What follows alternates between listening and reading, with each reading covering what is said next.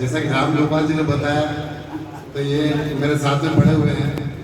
सूर्य प्रकाश जी मेरे से एक क्लास शायद टीचर है, और यहाँ पे विराजित लगभग सभी महान मूर्तियाँ, मुझे लग रहा है कि परिवार का माहौल है, सारे अपने हैं।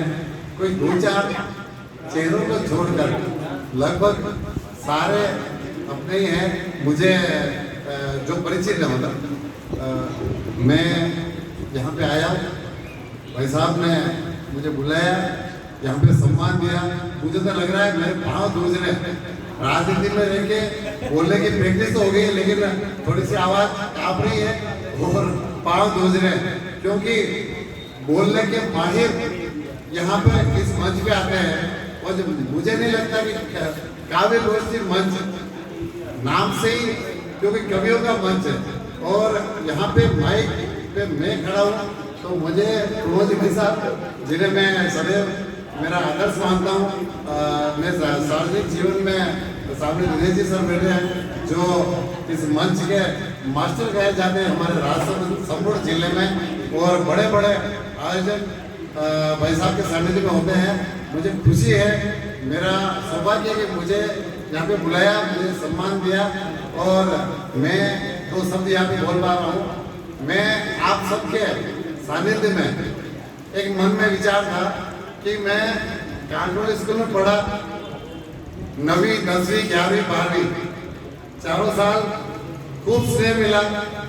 एक आदत थी कि स्कूल समय से कुछ अच्छी होती आती है, कुछ बुरी भी होती है, तो वैसा उसे बुरी आदतें मानो, लेकिन मुझे लग रहा है वो मेरे काम आ रही है।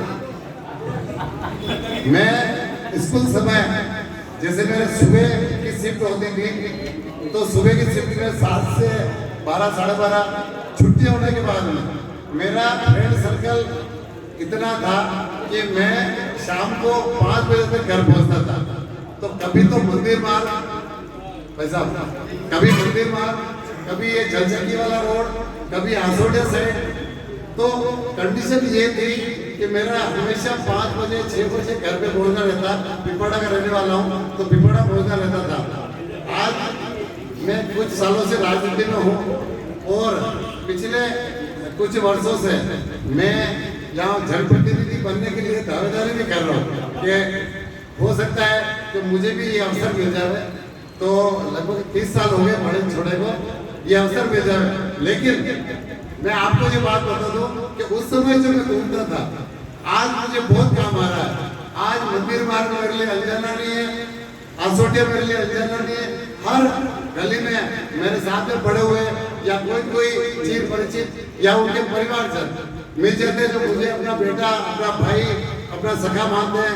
मुझे जैसे जलचक्की रोड, अफजल जी मार साहब का जो सुलस रोड है, आपके गुरुदेव के भी बच्चे मेरे आजाद भाई, असलम भाई, ये मेरे साथ में पढ़ते थे।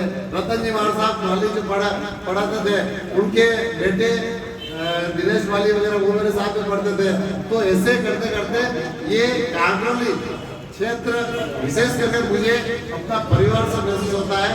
आज मैं इस राजनीतिक क्षेत्र में हूँ, ये ऐसी बातें करनी नहीं चाहिए, लेकिन मैं क्या करूँ, यहाँ पे जहाँ आज ये मूर्तियाँ नजर आ रही है, मुझे लग रहा है कि वही माहौल पूरे कांकरोली राजसमंद का अपना परिवार सा लगता है।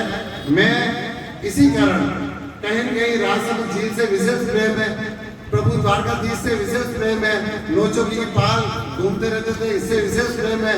तो मैंने मन में एक विचार किया महीने भर पहले कि क्यों न हम, जैसे पिछले वर्ष सतीश जी भाई साहब और इससे पूरी काव्य गोष्ठी मंच के नेतृत्व में रियल में मेरे पाँव कांप रहे, क्योंकि ये सच बात है कि आप यहाँ पे इस मंच के जादूगर बैठे हुए हो। और अगर कोई ड्राइवर के साथ में बैठकर खलासी गाड़ी चलाना सीखता है, वो खलासी कितना ही बड़ा मास्टर बन जाए, लेकिन जब उस्ताद पास में बैठे और गाड़ी चलाएगा तो शायद वो ड्राइवर के हाथ पैर कांपेंगे।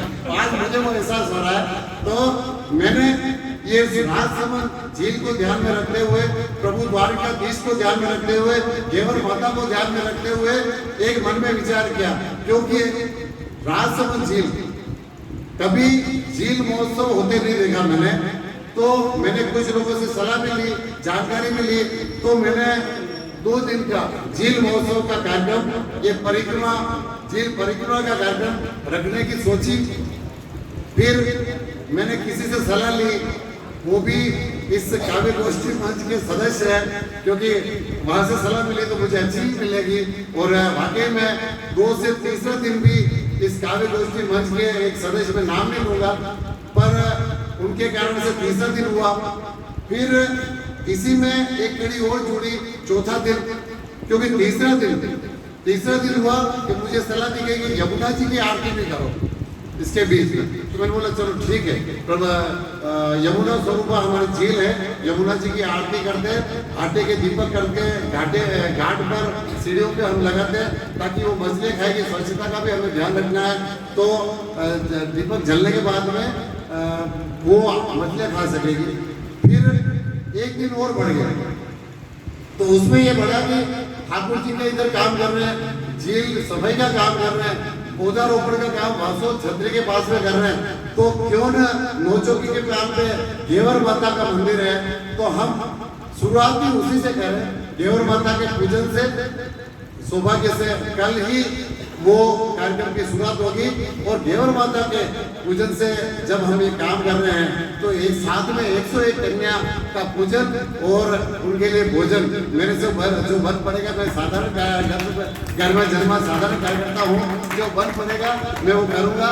मैं इस 5 दिवसीय झील महोत्सव में आप सभी महामानवों को, कवि राज जो मंच के मालिक होते हैं, जो कवि मंच पे आते हैं, तो शायद दूसरों को बोलने की हिम्मत नहीं होती है। मैं इसीलिए बता रहा हूँ कि मेरे पाँव काँप रहे हैं, ये सच्चाई है, मजाक नहीं कर रहा हूँ, क्योंकि बोलता तो राजनीतिक मंचों पे खूब हूँ मैं, लेकिन यहाँ पे आने के बाद में बड़े बड़े उस्ताद के सामने एक ये खलासी हाथ गूंज रहा है।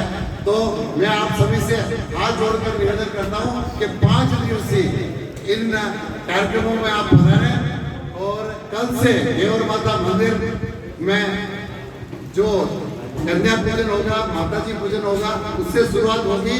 उसके